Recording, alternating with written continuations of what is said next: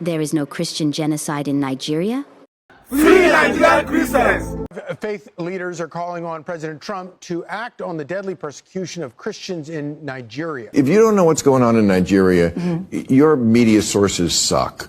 Nigeria, Africa's most populous nation, home to over 220 million people, a land of faith, resilience, and contradictions. Headlines speak of growth, democracy, and progress. But behind the stories of development lies a darker truth. Tens of thousands of Nigerians have been killed, villages destroyed, families displaced, and lives shattered. The Nigerian government says there is no genocide. There is no genocide of Christians. There are insecurity situations across Nigeria in which all citizens of Nigerians have been affected. Yet, when entire communities are targeted and perpetrators go unpunished, the question arises, can silence and inaction itself be a form of complicity? Over the last decade, Christian communities across Nigeria's north and middle belt have faced relentless attacks.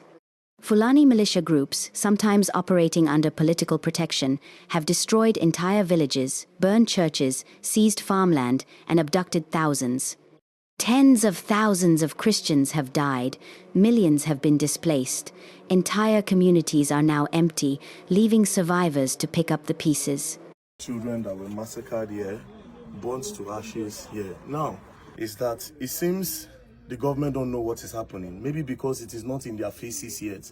Yet official narratives often dismiss these attacks as herder-farmer clashes or communal violence. The problem of virtually nomads and stagnant farmers.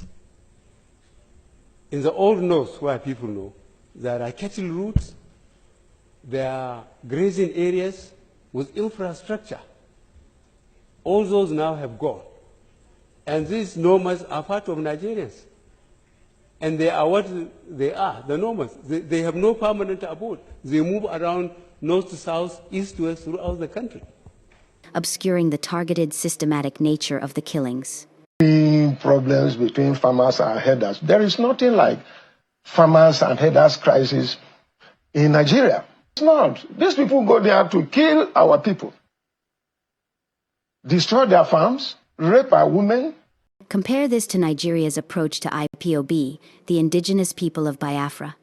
When protests erupted in the southeast, IPOB and its armed wing, the Eastern Security Network, were swiftly declared terrorists. Military action was rapid, decisive, and legal enforcement clear. Fulani bandits, despite massacres, kidnappings, and village burnings, were only partially declared terrorists years later, and even then, the declaration was slow, narrow, and inconsistently applied.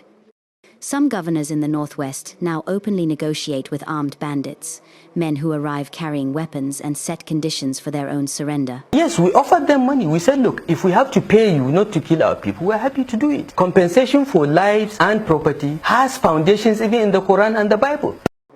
These talks, often framed as community-led peace initiatives, have sparked public outrage. Critics argue that government inaction goes beyond caution. It may have actively enabled violence. Kaduna State Governor Nasir El-Rufai publicly admitted paying armed Fulani groups in 2016-2017 to stop attacks.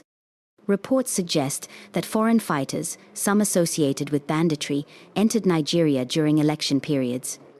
The UAE released a list of terror sponsors, yet no prosecutions have been carried out in Nigeria. Whether through selective enforcement, negotiated impunity, or historical inaction, the state is accused of creating conditions that allow targeted attacks on Christian communities to continue. Mike Arnold, an American fact finder, says the violence meets the legal definition of genocide. The Nigerian government denies it, framing the conflict as communal or economic. Critics argue this narrative hides deliberate targeting. Globally, human rights organizations, religious leaders, and even some U.S. lawmakers are calling attention to what they describe as a silent genocide. Yet, political calculations and selective reporting often drown out these warnings. The victims of this violence are not statistics. They are mothers, fathers, and children whose homes are gone. What really happened here is not only in this village that were affected by this crisis. were affected by more than 11 villages, which Mayanga happens to be one. And in these villages, it is the same method of attack that was conducted. It's the killing, the maiming of people, slaughtering them, and burning of their houses and their foodstuffs and properties. Entire Christian villages have been emptied. Survivors describe losing everything: loved ones, livelihoods, and faith in the government's ability to protect them. For many, the debate over genocide feels irrelevant. Their question is simple: why can't the state protect us?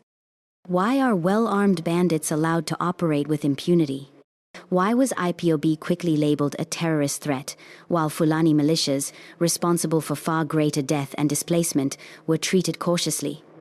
Why are perpetrators negotiating their own surrender instead of facing justice? Every unanswered question deepens suspicion. Silence, selective enforcement, and negotiations risk being seen as tacit sponsorship. The Nigerian government insists there is no Christian genocide. But tens of thousands of deaths, millions displaced, and a system that shields perpetrators raise a haunting question. If silence and inaction persist, who is truly responsible? In Nigeria, ignoring the slaughter is no longer neutral, it is a choice. Stay informed, demand accountability. Whose story isn't being told? Freedom Square.